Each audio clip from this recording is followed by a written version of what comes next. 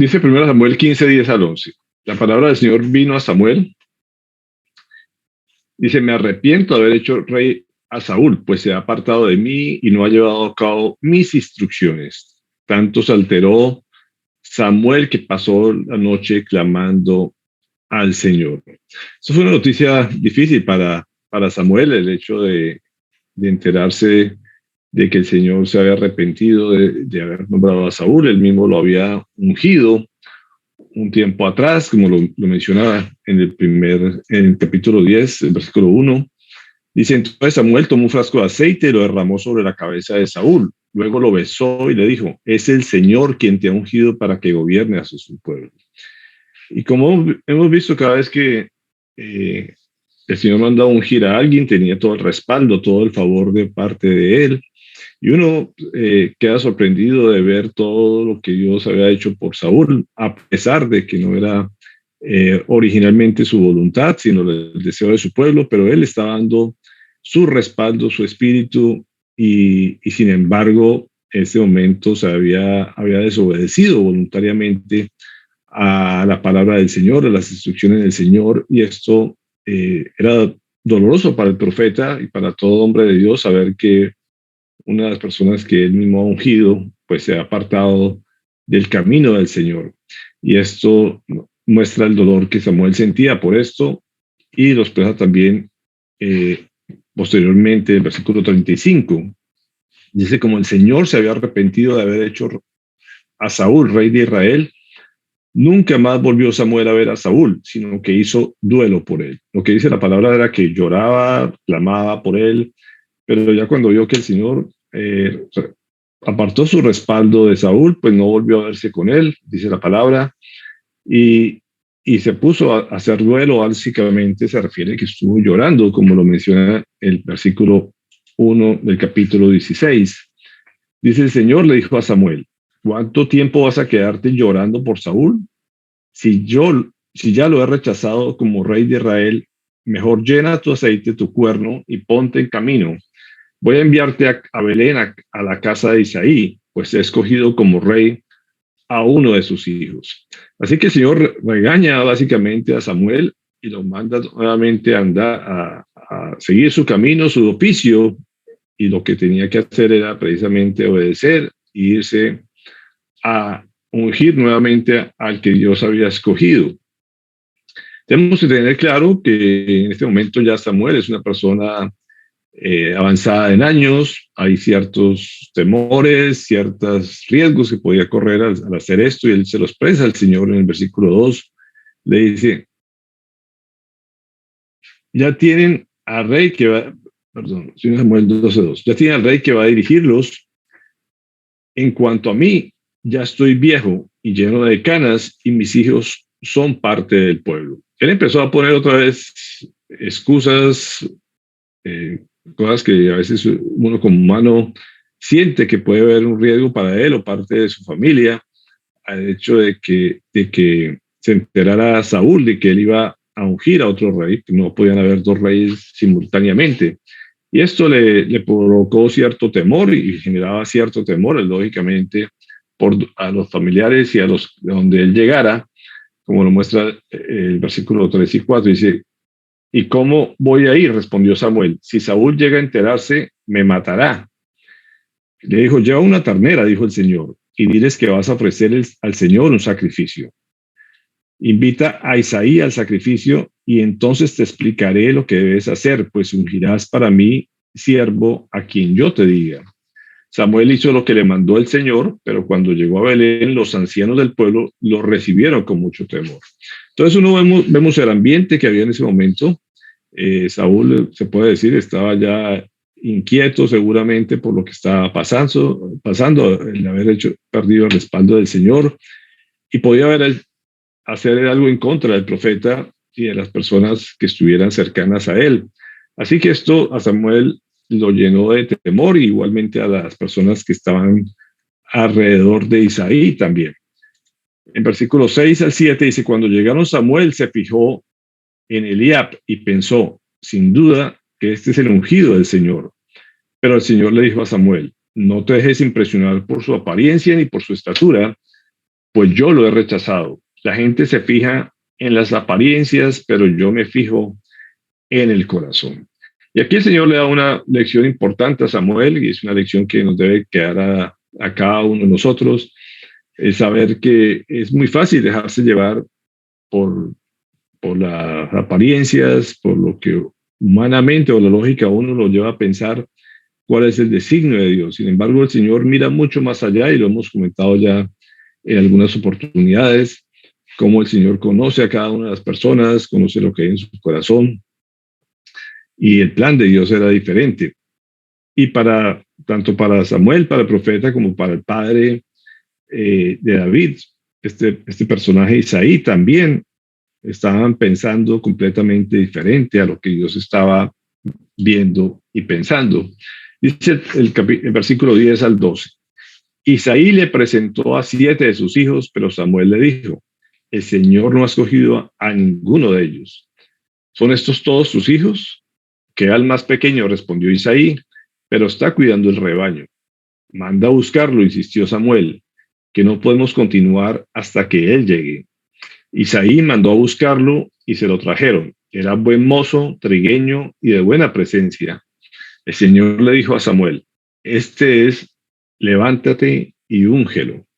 El Señor fue muy claro con Samuel, fue muy específico, le hablaba en forma directa cuál iba a ser su voluntad y qué era lo que tenía que hacer. Pero vemos aquí que nadie contemplaba, absolutamente nadie contemplaba a David, nadie lo veía como probable rey de Israel y mucho menos como un siervo de Dios o al servicio del Señor. De hecho, ni siquiera lo llamaron a participar del sacrificio que estaban haciendo para el Señor. Y uno podría pensar en el perfil que podría tener David como el niño mimado, muy bonito de presencia, pero pues lejos de ser una persona guerrera fuerte, que es lo que buscaba la gente para, para gobernar su pueblo, alguien que infundiera de pronto temor y cierto respeto hacia este pueblo, que era lo que la gente estaba pensando y por eso pensaban en su hermano mayor. Pero vemos que David no tenía ese perfil, pero ese precisamente era el que el Señor quería utilizar y habitualmente las personas que Dios escoge para servirle no es lo que la gente de pronto anhela, de lo que están buscando. Así que Él sabe por qué escoge a las personas y habitualmente van en contra de nuestra lógica, como pasa específicamente en este caso. El versículo 7, capítulo 17, nos dice, pues bien, dile a mi siervo David que así dice el Señor Todopoderoso, yo te saqué del redil para que en vez de cuidar ovejas, gobernaras a mi pueblo Israel. El Señor aquí hace un símil, una figura que llama la atención, porque él no solamente, la gente estaba buscando un rey, pero él seguía buscando un pastor y buscó específicamente un pastor de ovejas. Y en Crónicas nos habla de esto precisamente, que el Señor sacó a David de los montes, de los lugares donde pastoreaban ovejas, para llevarlo a gobernar su pueblo de Israel. Son cosas que para uno no tienen sentido, pero en las cosas del Señor todo para él está bajo su control, bajo su dominio, y sabemos que le iba a dar un gran respaldo a David, porque veía el corazón de él, que era una persona obediente. Y en el mismo Salmo 78-70 dice, escogió a su siervo David, al que sacó de los apriscos de las ovejas y lo quitó de andar arriando los rebaños para que fuera el pastor de Jacob su pueblo, el pastor de Israel su herencia. Así que sí, seguramente necesitaba un pastor y una persona que arriara también a su pueblo en forma paradójica. Utiliza lo que él ya venía haciendo y venía formando seguramente desde niño, pero nadie se imaginaba que iba a hacer estas funciones dentro del palacio, dirigiendo a toda la nación de Israel. Sin embargo, los planes del Señor venían preparándolo a él para poder hacer esta obra, para lo cual lo formó. Hechos 13:22 nos muestra también la descripción de parte de Pablo. Dice, tras destituir a Saúl, les puso por rey a David, de quien dio este testimonio. He encontrado en David, hijo de Isaí, un hombre conforme a mi corazón. Él realizará todo lo que yo quiero. Así que ella sabía precisamente qué había en el corazón de David, y Pablo lo describe de esa manera, de que él sí iba a hacer la voluntad del Señor, y es lo que al final al cabo Dios estaba buscando. Así que ya prosiguió Samuel a ungir a David, dice, y Samuel tomó el cuerno del aceite y ungió al joven en presencia de sus hermanos. Entonces el Espíritu del Señor vino con poder sobre David, y desde ese día estuvo con él, especifica la palabra. Luego Samuel regresó a Ramá. Así que la función de Samuel ya era esta, ungir a David. Así que él cumple esta misión a pesar de los riesgos. Y vemos que en ese mismo momento David no sale para el palacio, ni Dios lo pone en el palacio enseguida, sino que lo deja seguir pastoreando ovejas, y después de un tiempo vamos a ver lo que continúa con él y cómo es que Dios utiliza para que vaya y entre al palacio. En el versículo 14 dicen, el Espíritu del Señor se apartó de Saúl, y en su lugar el Señor le envió un espíritu maligno para que lo atormentara. Y otra paradoja que vemos aquí, en el momento que el Espíritu del Señor entra en David, Dios hace algo que para uno le parece inverosímil también. ¿Cómo utiliza un espíritu maligno para atormentar al propio Saúl? O sea, que vemos aquí que los demonios no se manden solos, el Señor le permite o manda más bien al espíritu maligno a que atormentara a Saúl. Eso es algo que a veces uno no logra entender por qué lo hace de esta manera, pero Dios tenía un plan y nada se le sale de su mano.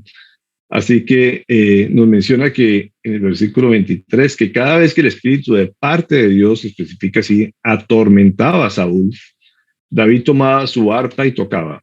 La música calmaba a Saúl y lo hacía sentirse mejor, y el espíritu maligno se apartaba de él.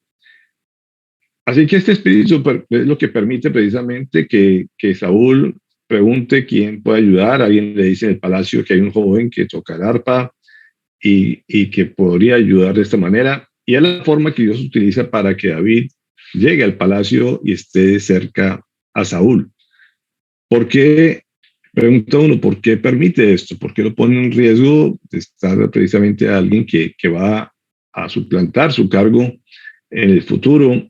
Y vamos a ver en esta historia, esa relación no fue para nada fácil, una relación bastante tormentosa para David, pero de alguna forma lo estaba preparando para lo que se venía, iba a padecer en el futuro. La vida de David no es nada fácil y necesitaba pasar por una escuela dura, difícil, como le pasa a la mayoría de líderes. Cuando Dios lo manda un encargo, no es que sea para andar en un jardín de rosas, ni mucho menos, sino que el camino va a estar lleno de espinas, y eso es lo que empieza a preparar a David.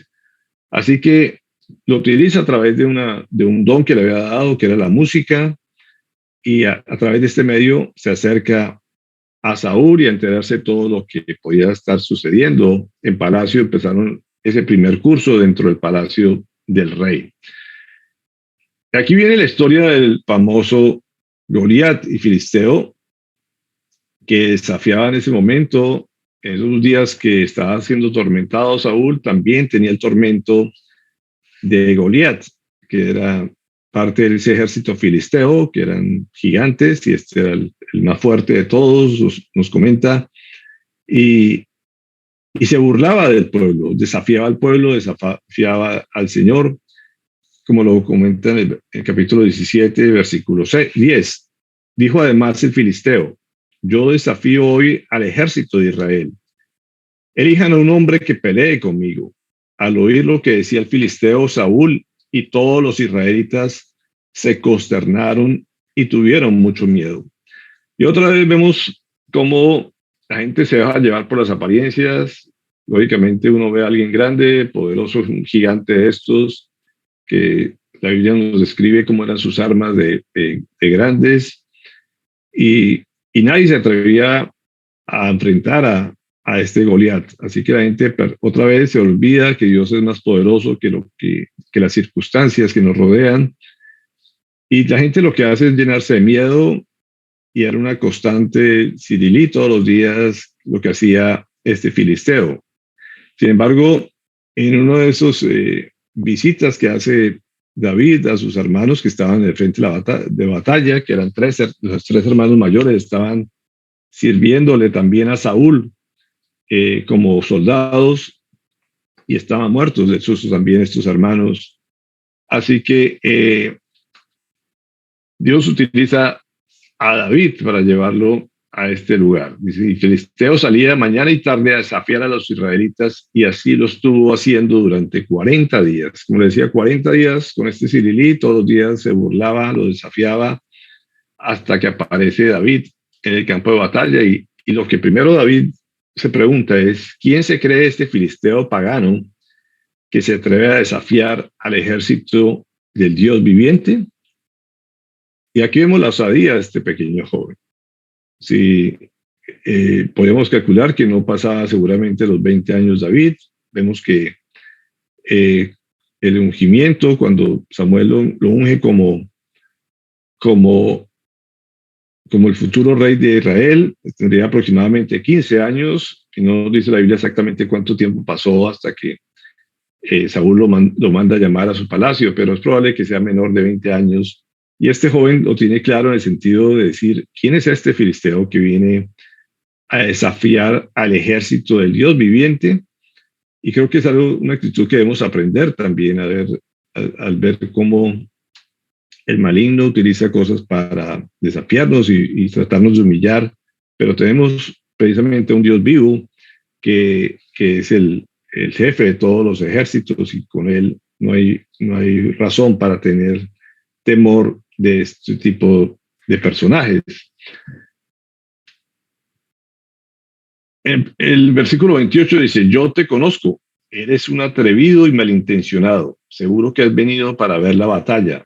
¿Y ahora qué hice? Protestó David, si apenas he abierto la boca. Estas palabras las dice precisamente un hermano de David. Y es interesante ver que a veces la propia familia, los propios hermanos mayores son los que hacen bullying y nos tratan de opacar, de callar. Como dice, apenas David abrió la boca, apenas decía esta gran pregunta que hizo, que leíamos ahorita.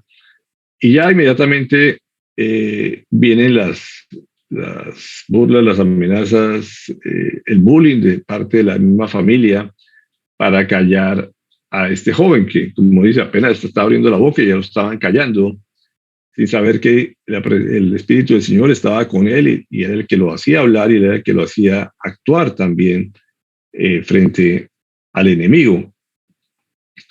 Entonces, esto no impidió que David hablara y no solamente habló con los soldados y con las demás personas que estaban en el ejército, sino habló con el propio rey Saúl, porque los comentarios llegaron a él, a sus oídos, con esa valentía que había expresado de no dejarse amedrentar por ese gigante.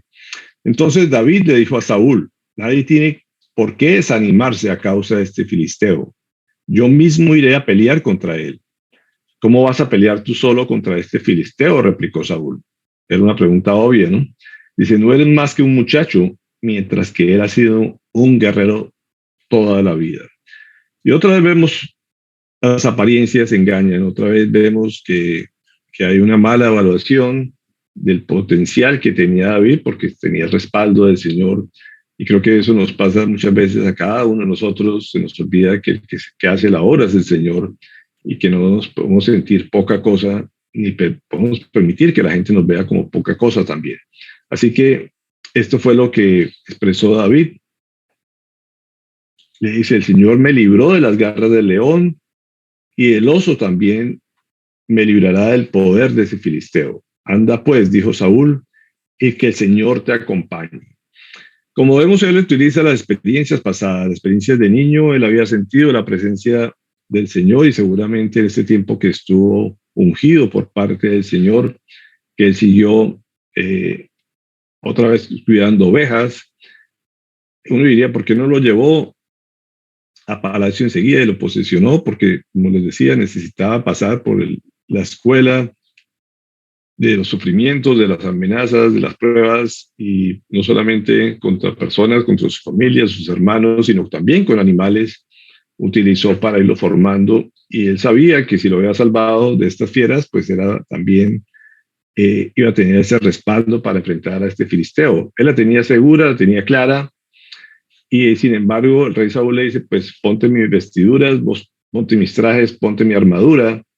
Y pues David no podía ni andar con estas cosas, así que él prefirió simplemente utilizar lo que tenía, lo que sabía utilizar, lo que había aprendido en la escuela de la vida, y fue lo que llevó a enfrentarse al gigante.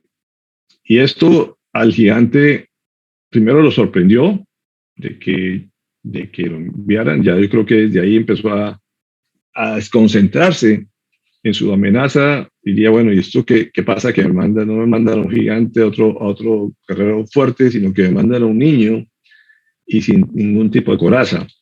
Así que, como dice el versículo 45, dice, David le contestó, tú vienes contra mí con espada, lanza y jabalina, pero yo vengo a ti en el nombre del Señor Todopoderoso, el Dios de los ejércitos de Israel, a quien has desafiado. Y esta es tremenda respuesta de parte de David, porque como les decía, él venía de parte del Señor, venía con el respaldo del Señor, y no valía nada ninguna de las armas ni las defensas que pudiera tener ese gigante. Como lo expresa también el versículo 47, dice, todos los que están aquí reconocerán que el Señor salva, sin necesidad de espada ni de lanza. La batalla es del Señor, y Él los entregará a ustedes en nuestras manos. Y ya sabemos la historia después de estas palabras. Él simplemente utiliza su onda, utiliza unas piedras, le dan toda la frente. No importaba que el gigante viniera con su escudero. Todo pasa por encima de las circunstancias y todo le pegan en toda la frente de este gigante. El gigante cae, le quita la cabeza, y ya todos sabemos la historia, cómo fue la victoria de David sobre esta amenaza. Sabemos que todos los filisteos se llenaron de miedo, salieron huyendo, el pueblo ahora sí se envalentonó, los persiguió, los mató. Pero vemos aquí cómo le dio la victoria al Señor a David y al pueblo de Israel, porque era su pueblo, era su designado, su ungido. Y esto es el favor del Señor. Esto es como el Señor le da todo el respaldo y le da la victoria sobre todos los enemigos. Y no solamente en esta batalla, dice la palabra en el versículo 5 del capítulo 18, dice, cualquier encargo que David recibía de Saúl lo cumplía con éxito, de modo que Saúl lo puso al mando de todo su ejército, con la aprobación de los soldados de Saúl y hasta de sus oficiales. Hasta aquí vemos que diría, bueno, tremenda estrategia de Saúl, ponerlo al mando de todo. Veíamos vio el respaldo del Señor, vio que era una persona exitosa, no importaba la edad, no importaba su carrera militar. Se dio cuenta que todo le salía bien a este hombre, así que lo pone al frente. Pero desafortunadamente el éxito produce envidia, sentimientos sobre las demás personas, y más se demora en llegar al éxito que en recibir todos esos ataques precisamente de las personas envidiosas. Y eso fue lo que pasó con Saúl. Como les decía, la relación entre ellos no fue nada amistosa. Dice, ahora bien, cuando el ejército regresó después de haber matado David al filisteo, de todos los pueblos de Israel salían mujeres a recibir al rey Saúl. Al son de las liras y panderetas cantaban y bailaban y exclamaban con gran regocijo, Saúl mató a sus miles, pero David a sus 10,000. Y esto, pues, precisamente esta cancioncita no le gustó para nada a Saúl, de que lo exaltaban simplemente por matar a miles, pero lo ponían en comparación, empezaron a comparar contra David que mataba a sus 10,000, y eso lo hacía ver como poca cosa a Saúl, así que empezó a disgustarse, básicamente la palabra que utilizan, se colmó de ira, se puso rojo de la rabia, esa es la palabra que utilizan como disgustado, por lo que decían, y Saúl se enfureció y protestó. A David le dan crédito por 10,000, pero a mí por miles. Lo único que falta es que le den el reino. Y a partir de esa ocasión, Saúl empezó a mirar a David con recelo. Así que se llenó de envidia, se llenó de este resentimiento hacia David. Y ahí para adelante la situación no fue nada amistosa entre ellos dos. 1 Samuel 18, 12, 14 dice: Saúl sabía que el Señor lo había abandonado y que ahora estaba con David. Por eso tuvo temor de David y lo alejó de su presencia, nombrándole jefe de 1,000 soldados para que dirigieran al ejército en campaña. David tuvo éxito en todas sus expediciones porque el Señor estaba con él. Nuevamente Saúl, por los celos, lo manda a la guerra con un pequeño batallón, se puede decir, de 1,000 soldados, pero con el propósito no que le fuera bien, sino que precisamente lo mandara al frente de la guerra para que lo mataran y quitarse ese enemigo del camino. Pero al contrario, entre menos, no importaba el número, siempre el Señor daba la victoria, y si pues ganaba guerras con pocos soldados, pues esto lo hacía mucho más verlo como un gran héroe. Así que esto pues empeoraba cada vez la relación con el Señor. Dios le había puesto había puesto ofertas en cierta batalla, precisamente diciéndole que ganara esa batalla le iba a dar a su propia hija. Pero David eso no, ya con el ofrecimiento ante Goliat lo había hecho y no lo había cumplido su palabra. Saúl, al contrario, la hija mayor se la puso a casar con otro personaje, y él no veía como posible eso, y uno ve el corazón de David, que él respondía ante esos estímulos, a esas cosas que la gente le recordaba.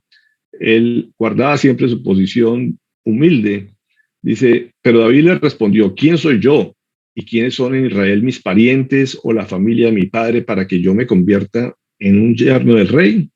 Y el 23 también dijo: yerno del rey, yo no soy más que un plebeyo insignificante. Él no tenía ínfulas de grandeza, no pensaba emparentarse con la hija del rey. Sin embargo, había tenido ese ofrecimiento de parte de él y la gente lo incitaba a que lo exigiera, pero no deja de sonar, seguramente de sonarle entre su mente ese ofrecimiento, esa tentación, y llegó el día precisamente de que él le dijo, también le puso una cascarilla Saúl a David para que el que llevara 100 prepucios de los enemigos, lo iba a dejar casar con su hija.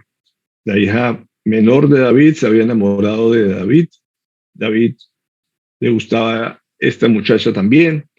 Así que se puede decir que cayó en la trampa que Saúl le había puesto, pero la trampa se volvió en contra de Saúl, que no solamente le llevó 100 prepucios, sino 200 prepucios de los 200 muertos que ocasionó al ejército del filisteo. Y a Saúl no le quedaba más que entregarle a la hija a la cual había ofrecido. Dice, Saúl se dio cuenta que en efecto el Señor estaba con David y que su hija Mical lo amaba. Por eso aumentó el temor que Saúl sentía por David y se convirtió en su enemigo por el resto de su vida. Como vemos, todas las cosas que Saúl ponía como trampas a David se le revertían, y no que le quedó sino entregarle a su hija, pero esto lo hizo más enemigo de él. No, la relación no mejoró para nada, y tuvieron alrededor de 10 años de esa relación de enemistad y amenazas para tratarlo de matar. El hecho de saber que su propia hija se enamoraba del que era su enemigo, que su hijo Jonatán también, amaba a David, de que toda parte de sus parientes se le voltearon, se puede decir, y muchas veces hasta la propia hija defendió y engañó al ejército de su propio padre. Ella optó por respaldar a su esposo antes que a su padre, y esto cada vez hacía que Saúl odiara más y fuera más enemigo de David. Saúl comete otro grave error, como vemos en el capítulo 22. Dice, así que el rey le ordenó a Doeg, pues mátalos. Entonces Doeg, el edomita, se lanzó contra ellos y los mató. Aquel día mató a 85 hombres que tenían puesto el efod de lino. Tal llegó el odio de Saúl hacia David que todo el que... En estos 10 años pasan como muchas historias de novela. David tiene que pasar como loco, tiene que irse con otros pueblos para huir de Saúl. Como vemos, muchas veces la hija lo defendió, otras veces lo defendieron sacerdotes de los edomitas, y por esta celo, esta envidia, llegó a ser el punto tan grave para Saúl que hizo matar a 85 sacerdotes que le servían al Señor. Esto, lógicamente, es ir en contra del propio Dios, y ese fue uno de los graves errores que cometió Saúl por los celos, por las envidias. Y precisamente hubo una muerte de parte de este pueblo que, como vemos aquí, dice, los filisteos fueron a la guerra contra Israel y los israelitas huyeron ante ellos, muchos cayeron muertos en el monte Gilboa. Entonces los filisteos se fueron en persecución de Saúl y lograron matar a sus hijos Jonatán, Abinadab y a Melquisúa. Como vemos aquí, estos hechos que hizo Saúl hicieron que los filisteos se fueran totalmente en contra de Saúl. Ya no tenía el respaldo del Señor, perdió a sus propios hijos, inclusive a Jonatán. Así que todo se le empezó ya a revertir, y vemos la agonía, se puede decir, o el ocaso más bien, de este rey Saúl, que tuvo que pasar muchos años de sufrimiento, de luchas internas y externas, y hasta que cayó herido en esta guerra también contra los filisteos. Y como vemos en el capítulo 31, dice, Saúl le dijo a su escudero, saca la espada y mátame, no sea que lo hagan estos incircuncisos cuando lleguen y se diviertan en costa mía. Pero el escudero estaba tan asustado que no quiso hacerlo, de modo que Saúl mismo tomó su espada y se dejó caer sobre ella. Así que, podríamos decir, es un suicidio asistido, como un término que se está utilizando estos días.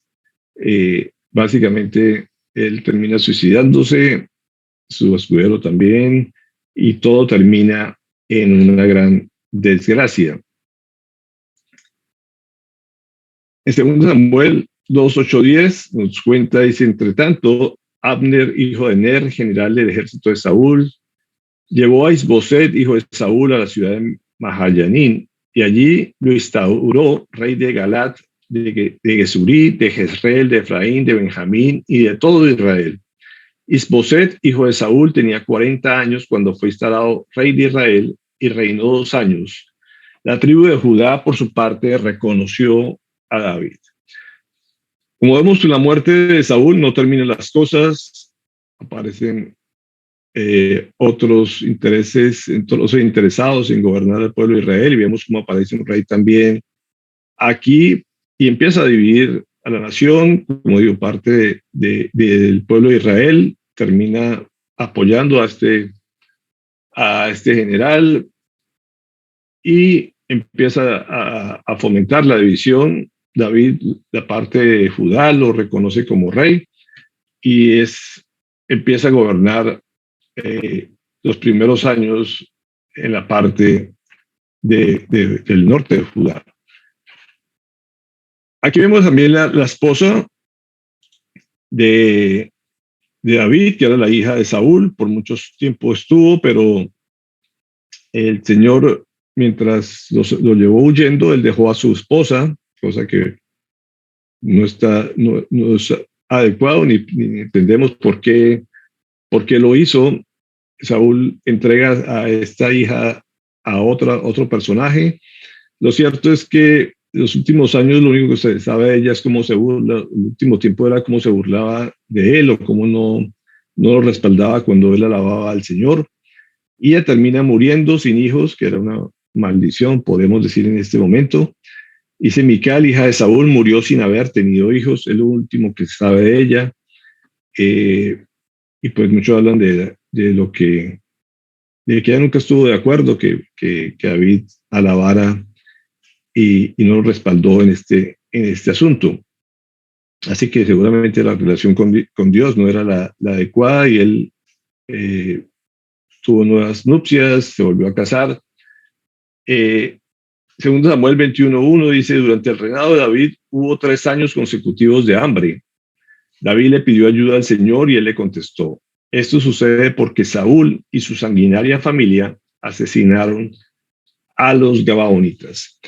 Los gabaonitas habían hecho un pacto precisamente con el pueblo de Israel cuando estaban cruzando el desierto, y ellos habían jurado que nunca iban a atacarlos ni iban a hacer nada contra ellos, y Saúl lo sabía.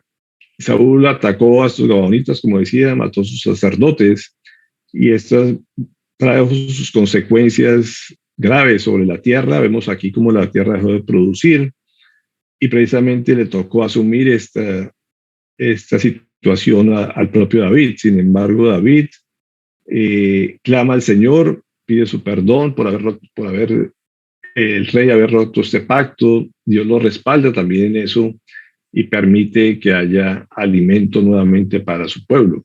Vemos aquí los dos personajes. Por un lado, cómo es la vida de un personaje que no tiene el Espíritu del Señor, que cometió pecados, y por otro lado, la vida de David, que todo le salía bien, que todo lo respaldaba, que no era fácil la vida, al contrario, tenía mucha persecución, muchos ataques de diferentes frentes, pero a pesar de eso, Dios lo respaldaba y al final las cosas le daban el éxito a David. Podemos definir que los pecados de Saúl en general fue la desobediencia, el desprecio a la palabra del Señor, de que acudía a medios y a otras personas para buscar intermediarios con el Señor en vez de utilizar su espíritu que en ese momento tenía para hablar con el Señor, para pedirle dirección, y quebrantaba los pactos que el Señor había hecho con los pueblos, había roto la palabra que se había establecido en tiempos atrás en el nombre del Señor. Así que vemos que estas eran las características de Saúl y vemos cómo hizo que esto perdiera el respaldo y Dios quitara su espíritu en él. Vemos aquí cómo se pierde la relación con el Señor, como hemos hablado en cuanto a la salvación. Vemos un ejemplo claro de cómo este personaje que tenía todo el favor del Señor, todo el respaldo del Señor, todo el espíritu del Señor, por su desobediencia, por su idolatría, por no ser fiel a la palabra, pues perdió ese respaldo y esa relación con su espíritu. Y ese es el fin de Saúl, mientras vemos que David empieza a reinar y a hacer lo que Dios manda. Ya sabemos, si vamos a empezar a ver toda la historia de David en los siguientes domingos, de ver cómo su vida, siempre vemos que la relación de David con el Señor es como una montaña rusa, con subidas y bajadas, pero que nunca se salía del carril y siempre se mantenía aferrado a la relación con el Señor. Así que ya dejaremos para empezar a ver la historia del rey David, que como vemos 2 veces se menciona en la genealogía del Señor. Simplemente esto es ese momento histórico donde se rompe las otras relaciones y los otros cargos que el Señor había dado para preparar el camino de su amado hijo, el rey David.